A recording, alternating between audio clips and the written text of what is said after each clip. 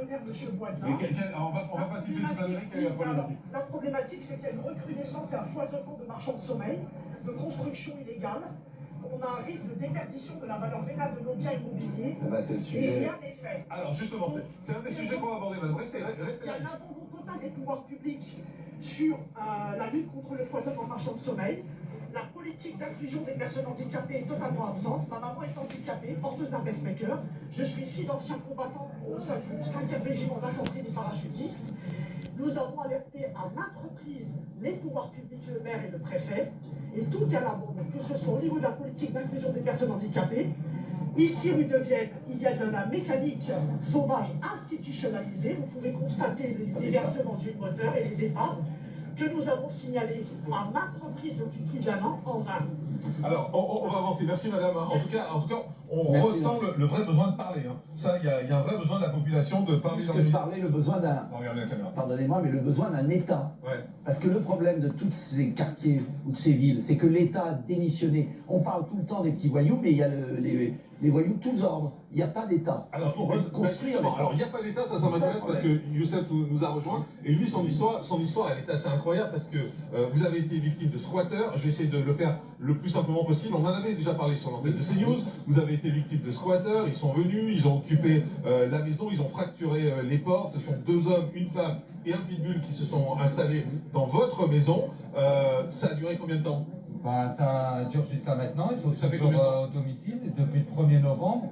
On m'a prétexté la trêve hivernale, j'ai expliqué que ça faisait pas 48 heures, que j'étais juste sorti en course. Et à mon retour, voilà, ça s'est produit 2 fois. J'ai signalé auparavant, le 13 octobre, j'ai déposé plainte contre ces individus qui sont partis et qui n'ont pas été embarqués, bizarrement, ce jour-là. Ils sont revenus donc le 1er novembre et ont commencé à réclamer de l'argent. Donc c'est des marchands de sommeil, comme madame le disait.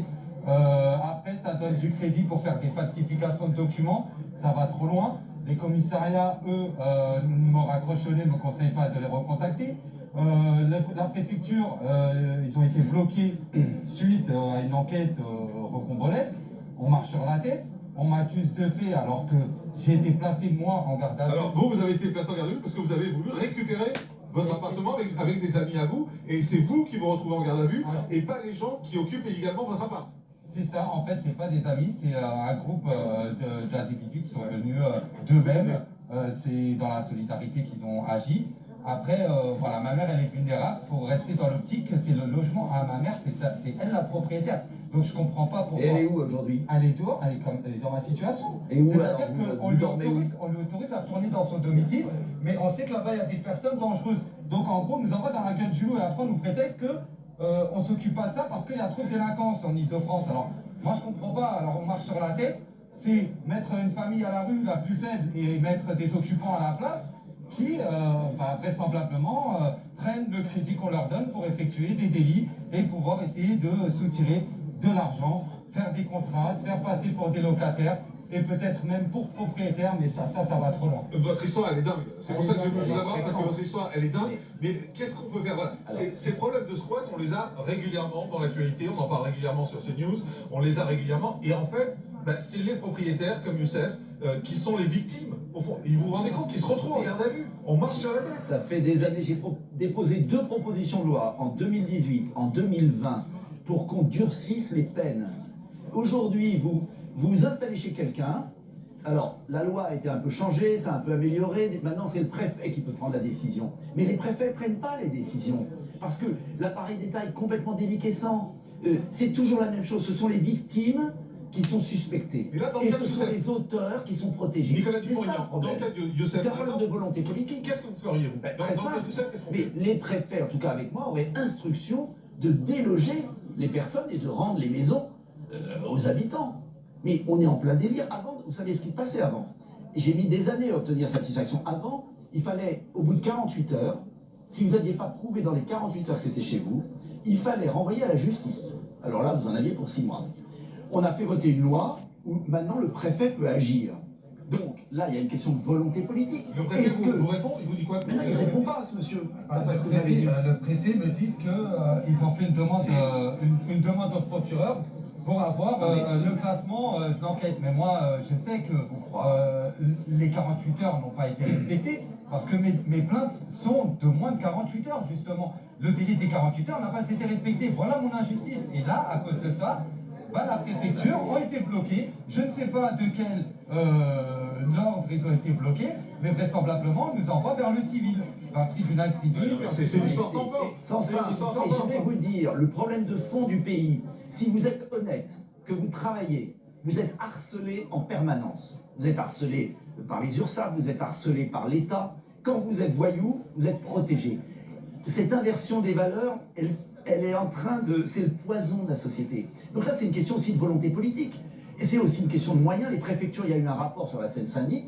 J'en ai pas parlé tout à l'heure devant le maire, mais il y a eu un rapport sur la Seine-Saint-Denis. L'État a moins de moyens par habitant que dans des villes favorisées.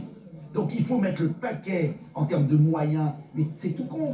Des greffiers dans les palais de justice. Vous savez que les décisions de justice ne sont pas exécutées parce qu'il n'y a pas un mec qui écrit les décisions de justice. Donc il y a une misère des services publics. On a déconstruit l'État, on l'a détruit. Et après, la conséquence, quand il n'y a pas d'État juste, eh ben, c'est que c'est la jungle. Donc lui, c'est lui. Et vous logez où actuellement? Actuellement, je dors dans ma voiture, parfois. Vous dormez dans votre voiture aujourd'hui? Mais bien, mais vous savez qu'il y a plein de gens dans notre pays qui dorment dans leur voiture. Personnel au domicile encore. Et ils ont falsifié visiblement des documents. Donc là, je suis victime de falsification de Et documents. votre maman, elle est où? Ma maman, c'est pareil. Là, elle a peine à manger. Elle est sous curatelle en plus. Il faut bien le préciser. Elle est sous curatelle, ma mère. Elle doit être en non protégée. Hein, elle a des problèmes psychologiques.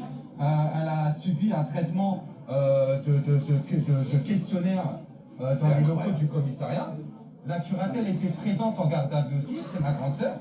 Et on ne nous a jamais interdit à retourner à notre domicile, on ne nous a jamais interdit, parce qu'on a 2 compteurs au domicile, ils nous ont fait...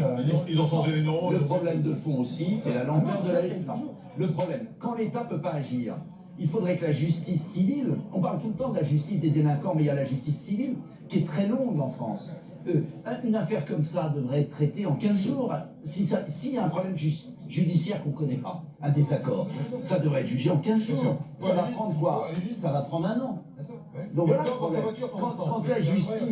Quand la justice est lente, parce qu'on parle toujours de la justice sur le plan des prisons et tout, on ne parle jamais de la justice civile. Vous avez un problème de divorce qui tourne mal, les problèmes d'enfants. La justice française est détruite aujourd'hui. Il faut totalement la reconstruire. C'est un de mes enjeux majeurs. S'il n'y a pas de justice, il ne peut pas y avoir de justice dans l'autre sens. Merci Youssef, on vous souhaite bon courage. On espère que ces passages médias, ça va vous aider. Bon courage à vous et à votre maman. Écrivez-moi s'il y a... Voilà, d'accord. Alors,